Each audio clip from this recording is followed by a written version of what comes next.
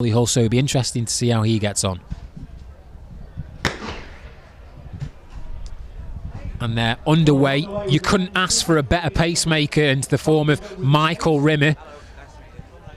Trains here at Sports City, coached by Norman Poole. Steve Mitchell, he wrote a Facebook post after the Solihull apologising for not going with the pace at Solihull, so he's clearly not making that mistake twice. He's tucked in perfectly behind Rimmer, and Rimmer's been tasked with hitting 400 metres at 58 seconds and 800 metres in 1:57. So at the moment, Rimmer, the pacemaker, leads from Mitchell, Hurst, Cornwall.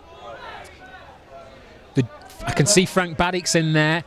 Tom Marshall, winner at the Loughborough International. Matt McLaughlin, James McMurray there, more towards the rear of the field. Matt Bergin at the moment as well. So looks to be very good pacing from Michael Rimmer. Has a personal best himself of under 3 minutes 40 seconds, so he knows how important it is to get these early laps right, and he's gone through around about 57, 58, perfect, spot on. And Steve Mitchell's getting a slight little bit of a gap there to Phil Hurst.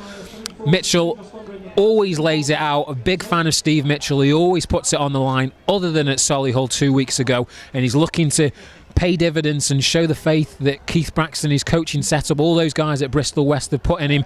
He's clearly a very talented runner. He's got a 3:41 personal best, but at the moment he is running at inside 3 minutes 40 pace. The tall, long-striding Phil Hurst is currently in second place. Alex Cornwall, Birmingham University, Woodford Green and Essex. Owen Edward is currently in fourth place. Tom Marshall, I can see. Frank Baddock always has a very strong finish. He's currently quite a way back down the field, but you'll expect to see him finish well. He's got some good closing wheels.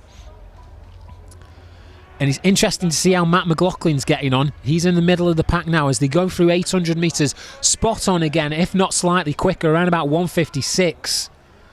And Mitchell is going to be out on his own when Rimmer steps aside. Hopefully Michael Rimmer doing a fantastic job for him here. He's going at 9. He looks like at least the K is on from Michael Rimmer. So Steve Mitchell really sticking tight to the pacemaker, and hopefully he's going to be rewarded with what would be a huge lifetime best if he can maintain this pace. 3:41.9. He's got a big gap to Phil Hurst.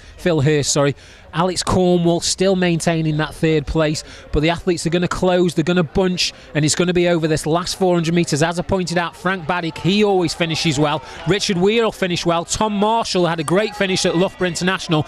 2:41.94 at the bell, so a sub 340 clocking is on if Steve Mitchell can continue his sub 60 pace. Phil Hurst, though, looks to be challenging, and Alex Cornwall's having a fantastic run here in third place. I talked about the potential of him getting under that European under-23 time. Tom Marshall's in there. Frank Baddock's closing quickly. Unfortunately, Steve Mitchell's wheels seem to be falling off as we go down the back straight. The current leader is Phil Hurst, who won the B race here. He won to take victory in the A race. 200 metres to go, around about 3:13. So they have slowed slightly, but it looks as though it seems to be Hurst from Tom Marshall, who timed his finish to perfection at Loughborough International to beat a top domestic field there. Hurst kicks hard for home. Frank Baddock, as I pointed out, he can't rule him out. Tom Marshall coming through.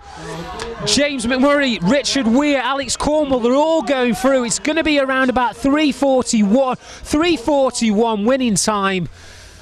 James McMurray and Matt McLaughlin, I think it'd be an outdoor personal best for Matt McLaughlin. James McMurray potentially taking another couple of seconds off his personal best, maybe around about 44.